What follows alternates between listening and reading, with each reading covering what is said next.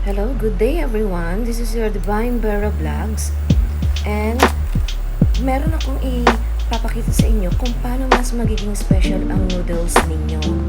Especially nowadays, minsan nag-ano lang tayo kung ano yung mga sources natin and how to reinvent our menu. Okay, this time I will show you how to make our noodle special. First, you put the butter and then you melt it. Lalagyan natin siya mamaya ng garlic and make it brown.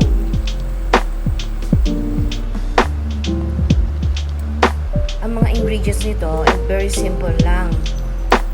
Spicy canned tuna, whole corn kernel, cream, salt and pepper, and then some parmesan cheese and basil. Then, after melting the butter, after melting the butter, you can put the garlic.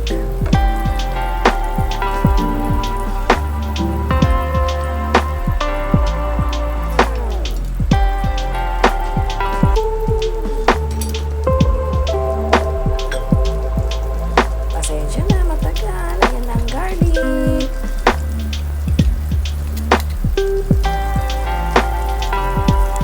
Make it brown. Hintayin natin siya mag-brown.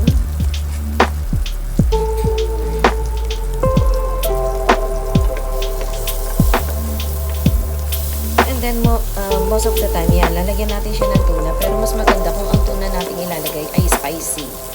Para magkakaroon siya ng konting yung kagat ng chili, ganun. Para hindi nakakaumay.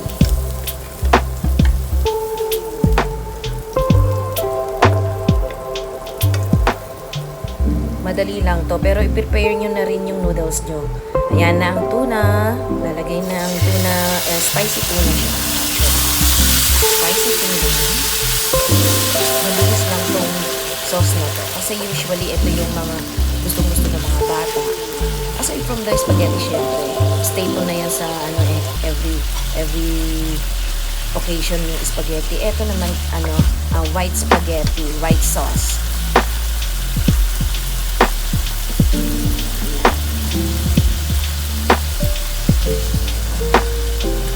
Lagyan natin whole corn kernel. Depende sa'yo kung gusto mo marami or hindi. Depende sa taste mo. Kasi minsan pagka nag-over yung lasa ng mais, hindi na rin masyadong maganda sa panlasa eh. Yan. Pagkatapos, and then your mushroom. Tapos nilagyan ko siya ng konting melted cheese. Ito super bilis lang to. Kahit na breakfast pwede to or basta yung within the day na gusto mo magkaroon ng white sauce, ito na yung pinakamadaling lutuin.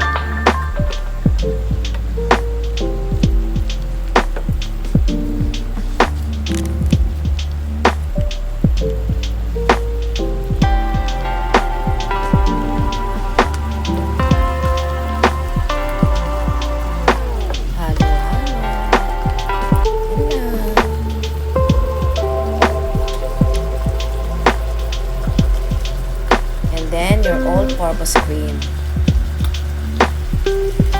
Ang highlight ng mga ingredients.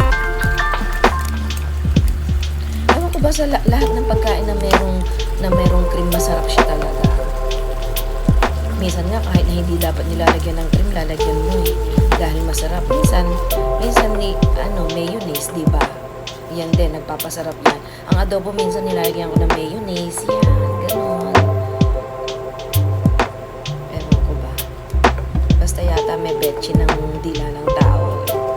Gusto niya lahat ng kakainin niya masarap. Pero, just make sure na hindi kayo sa age ninyo. Kasi may mga age din na kailangan medyo magle-less na talaga ng mga intake ng mga very fatty, ganyan. So, ayan na. Ang ating konti na lang cream, konti na lang pwede na siyang i-serve. Kasi yan naman just to simmer it for a little. Yan, don't forget the salt and pepper.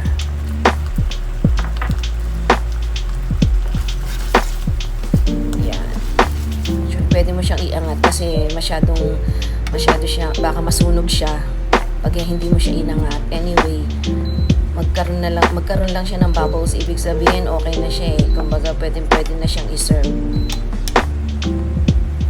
Just make sure the ingredients are already incorporated na maayos at saka malasa. Maayos na yung lasa. I mean, ilalagay siya a bit later. Kumbaga prepared na kasi yung noodles. Prepared ko na earlier para hindi masyadong matagal sa ating content. Yan. Medyo paanohin na natin. Pa-reduce na natin muna siya ng konti to make it more thicker like a real sauce. Ganon. Then we can pour it na sa ating noodles. Yan.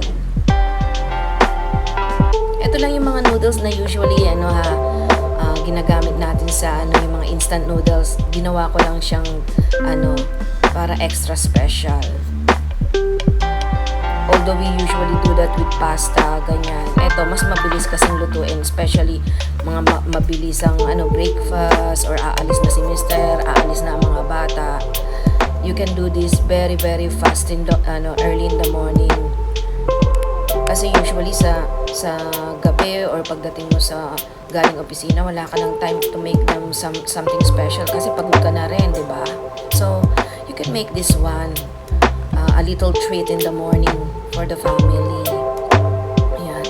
And then you put some wheat bread para medyo healthy. Ayan. Some wheat bread and then basil para tanggal umay ng konti. And then Parmesan cheese. Parmesan, ewan ko. Kahit saan inilalagay ko yan eh. Budbud anything, budbud lahat, budbud. Ganon.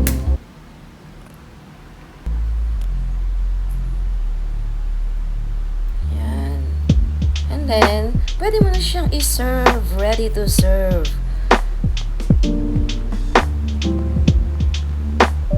Yes. I hope you enjoy this little recipe na talagang magugustuhan din ng family. Just comment down below kung na-try mo na to sa iyong noodles to make it more special and a fast breakfast para sa iyong family. Thank you for watching. This is Divine Vera Vlogs. Always remember, pray, love, and smile.